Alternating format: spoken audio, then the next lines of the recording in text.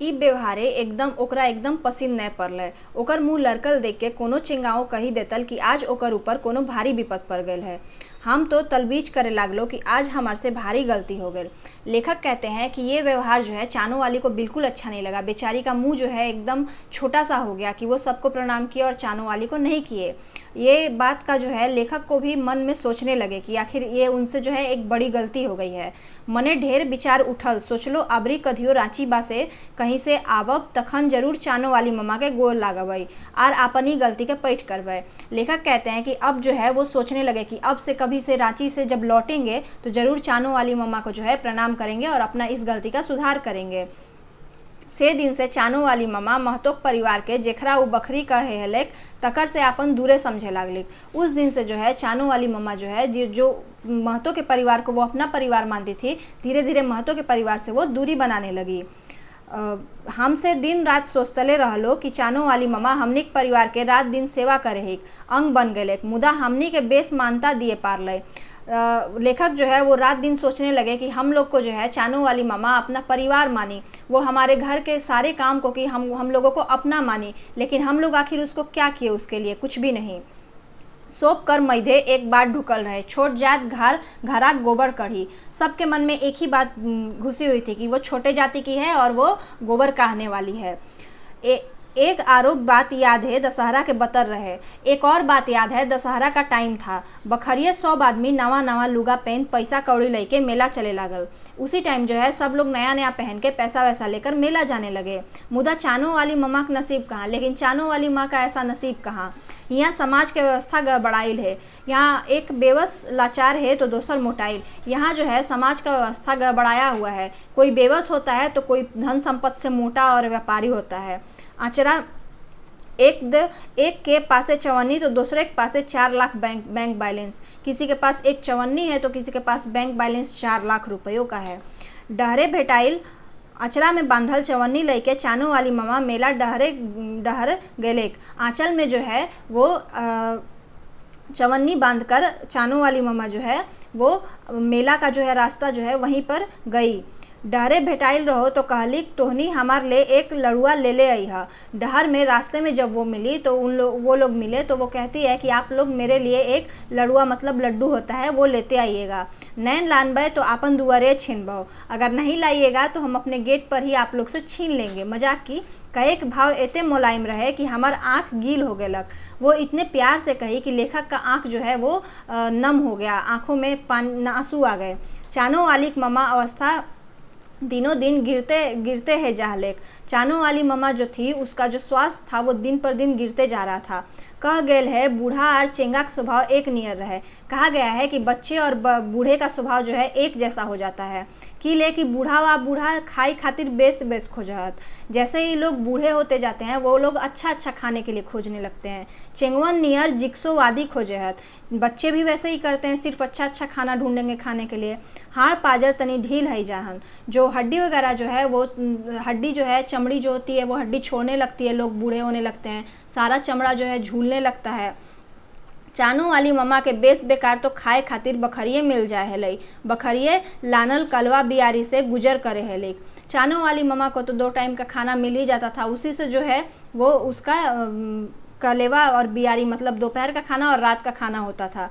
एक दिन जेकर डर रहे वो हो गलक, एक दिन जिसका डर था वही हुआ। 21 के बीमार पड़ गए। वो जो है बहुत ज़ोर से बीमार पड़ गई, मतलब बहुत सीरियस बीमार पड़ गई। बखरिए दुआरी छोड़ई नए कहीं गए, लेकिन जो है अपना दुआर घर छोड़कर कहीं नहीं गई। कहीं दवाई खातिर कोनो दौरा दौरी नहीं कर ली और दवाई के लिए भी कहीं नहीं गई। अब मतलब अपना घर वो छोड़ ही नहीं रही थी। आखिर में चानू वाली मम्मा 5 दिन बीमार रहल के बाद सिराए गए। आखिर में चानू वाली मम्मा जो थी वो 5 दिन बीमार रहने के बाद दवाई वगैरह भी नहीं करवाई तो वो मर गई।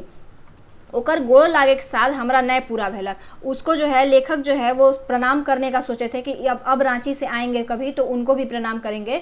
वो जो इच्छा थी लेखक की वो मन में ही रह गई, क्योंकि चानो वाली मम्मा तो मर गई। अब मोरल के खाई भर जैसे ही मिलक वैसे ही हम घर पहुँचला। जैसे ही उनके मरने का खबर जो है लेखक को मिला वैसे ही वो घर पहुँचे। किले की हमरा एक बात याद है, उ जखन जिंदा रहे से हे घड़ी का कई बेर कहले रहे, ओकर मोरल बात बकरी सब नाती पुता टांग के नदी धर लानथिन और एक लोरहा काठी दे देथिन।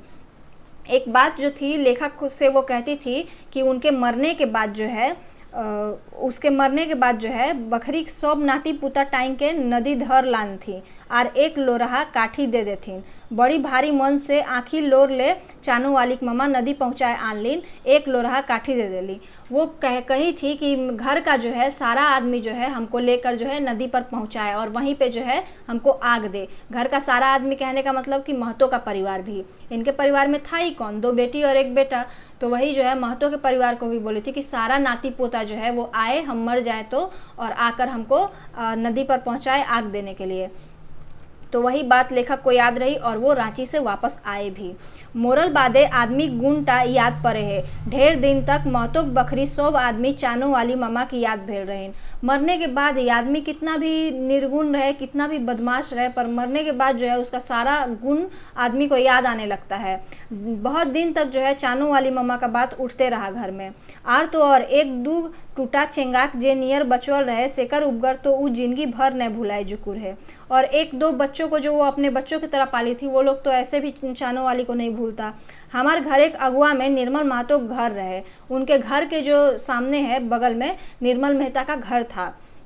जखन चानो वाली मामा मोरल रहे से घड़ी निर्मल महतो माए छाती ढंढाए कांदल रही। जिस टाइम जो है चानो वाली मामा मर गई थी उस टाइम निर्मल महतो की माँ जो थी वो खूब छाती पीट पीट कर रोई थी। हाय रे दैबा, चानो वाली कैसे ले गेल है, मतलब वो कह रही थी हे भगवान, चानो वाली को कैसे आप लेके चले गए। हमार छुआ निर्मल के अपन दूध पियाए के पोसले है लिख। चानो वाली जो है निर्मल को, उस बूढ़ी औरत के बेटे निर्मल महतो को अपना दूध पिलाकर पाली पोसी थी। अरे निर्मल बेटा, तोर माए आज मोरलवर रे।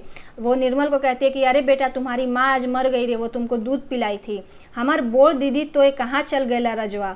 वो कहती है, रो रो कर वो बोल रही थी। गांव के लोग अक्सर रोते हुए पता नहीं गीत गाते हैं कि बोलते हैं, बोल बोल कर रोते हैं कि मेरी बड़ी दीदी तुम कहाँ चली गई। निर्मल महतो माएक छाती डढ़ाए कांदे देख के कई गो जेनू हुआ वो जमा हो गए थी। निर्मल महतो की माँ को जो है इतना रोते हुए देखकर बहुत सारी जो लेडीज़ है वहाँ पे और जमा हो गई। बतियाए लगला जे निर्मल के माए के दूध न हवत रहे से घड़ी आपन दूध पियाए के चानो वाली निर्मल के पोसले रही। वो लोग बात करने लगे कि जब निर्मल महतो का जन्म हुआ था उनकी माँ को दूध नहीं होता था तो चानो वाली ही अपना दूध पिलाकर उनको बड़ा की थी निर्मल महतो को। बकरी सब आदमी दिशा भेलइन जे चानो वाली मामा कितना महान रहे। जो गांव का सारा आदमी जो है वो सब बोलने लगा कि हाँ, चानो वाली कितनी अच्छी थी, कितनी महान थी। अपन छाती दूध दोसर छुआ के नावे दान कर देल रहे। तखन कहाँ छोट जात के बात उठलक। अपनी छाती का दूध जो है दूसरे के बच्चे को पिलाकर वो बड़ा की, तब तो छोटी जाति का बात नहीं उठा दूध पिलाने के समय। दूधे के माए कर्जा कोई चुकावे पारल है, दूध का माँ का कर्ज जो है कोई आज तक चुका पाया है। एक लोरहा काठी दे के ओकर उपकार से मुक्ति मिले पारे। एक लोटा मतलब कि उसको एक लकड़ी देकर, लकड़ी मतलब जलाकर उसका जो है निर्वाह कर आप उसके उपकार से मुक्ति थोड़ी पा सकते हैं। चानो वाली मम्मा याद कर सब अपन दीदा ओद कर लेला। चानो वाली मम्मा को याद करके सभी लोग अपनी जो है कलेजा नम हो गया, आंखें नम हो गई सबकी।